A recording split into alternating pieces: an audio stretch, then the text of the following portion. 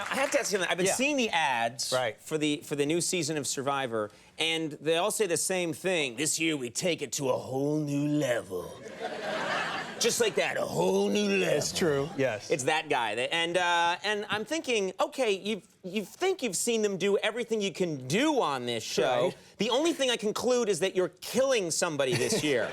You're gonna chop off someone's head or something. I don't know what you're gonna do, but you've got to do something crazy. What you're gonna do is you're gonna exile people. Yes. And where do you put these people that you're exiling? We just put them on another island, you know, and we literally just, the only thing we put them out on this island, and I think everybody thinks on Survivor there's gonna be some sort of help. It's really not gonna be as bad as we say it is. Right. But they're really just, the only person they have out there with them is this new guy on our show who wanted to be a producer, and we said, okay, here's the good news. Good news is you're a producer. Bad news, you're going to be out on Exile Island for 39 days. And he had a little camera, and he would sit out there with these guys while they get dumped on in rain. That was it. So there's no food. There's nothing on Exile Island. Nothing. You get a flint, which after 12 seasons, for people who watch Survivor, people still don't know how to make fire with it. Well, here's my question. If someone knows they're going on Survivor, it's not like you kidnap people and drop them on the island, which, by the way, is a show I'm working on.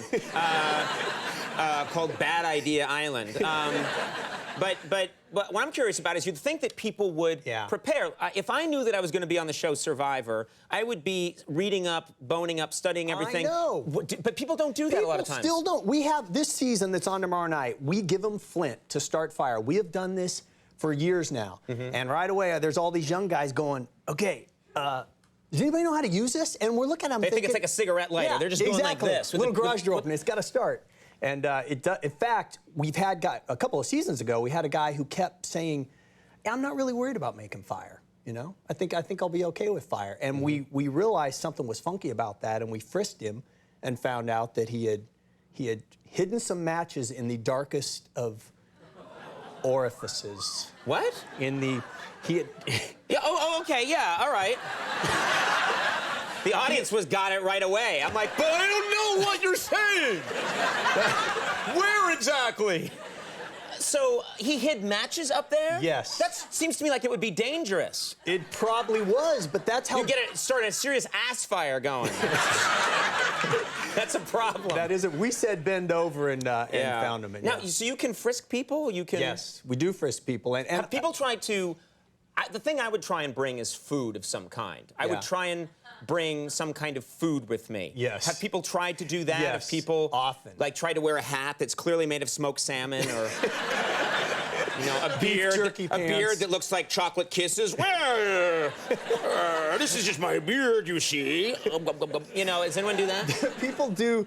People have actually done some creative stuff where they'll try to sew things into a seam, like maybe you won't see it, and so it really is this kind of fun game. At the last hour, right before we start the game, we come in and we take all their clothes and we go through everything. And there's always people trying to... You get some sick glee out of that. A little bit. Let's go in there and take their clothes.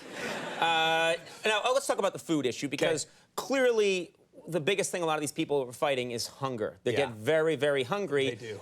You're living on the island with these people, but you're not a contestant. Yes. You're a guy who's making a very nice living, and you get to probably eat whatever you want. Is that the case? That is the case. And I do take a little... I actually forget how miserable they get, because, you miss lunch. Right. And you're in a bad mood. They miss everything. And for 39 days. But I'll show up and have a little mustard on the upper lip, and it was a cheeseburger. I'm a little late. Do you ever lord it over them a little bit when you're there? I'm sure you edit it out of the show, but do you ever, when you see them on the island, do you ever just finish licking pudding off your fingers, Oh, I'm sorry, I just ate a giant chocolate bunny. Off the beard that the other guy tried to bring in. No, it used to be in the beginning we were so concerned about never let them see water on the crew, never let them see anything, and now... 12 seasons in, if we have a challenge that goes on for 6-7 hours and I need a bite to eat, I got to keep my eye on the challenge, but I'm hungry, so I'll grab a power bar or a metric shake. They're probably also suspicious that you're gaining weight on the island, too. And you always smell like creme brulee, It is funny. You're right. You yourself have been injured many times as the host of this show. What kind of things have happened to you? Well, sadly, nothing very heroic, but in Africa, I had a scorpion, sting me on the Achilles, which doesn't sound painful, but gets you zero sympathy. Zero sympathy. A scorpion bite is deadly, is it not? I don't know if it can be deadly. It feels like it's deadly. Yeah.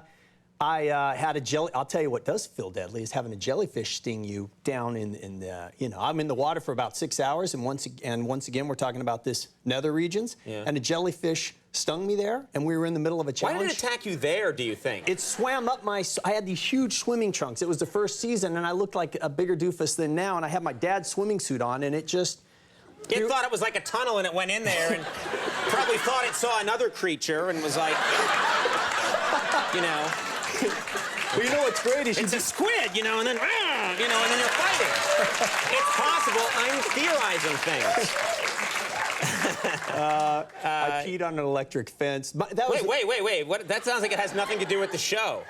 We were, okay, You peed on an electric fence? I'm from Kansas. Yes. A fence to me is a big wooden thing that you can see for quite a ways. Yes. I get into Australia, it's late at night, I'm in a tent, they go, by the way, there's a little electric fence to keep the animals out so you'll be fine. So I'm thinking somewhere there's a big wooden fence. Right. I walk out in the middle of the night to kind of relieve myself, and an electric fence is this yellow strip of wire, and I pee right on it, and it sends a little shock back to you. So You are That's connected. why the jellyfish attacked you there. It was glowing. Well, the best is... Good Lord. The only good thing about a jellyfish sting down there is it does swell up for a few days. There's that. Sign me up.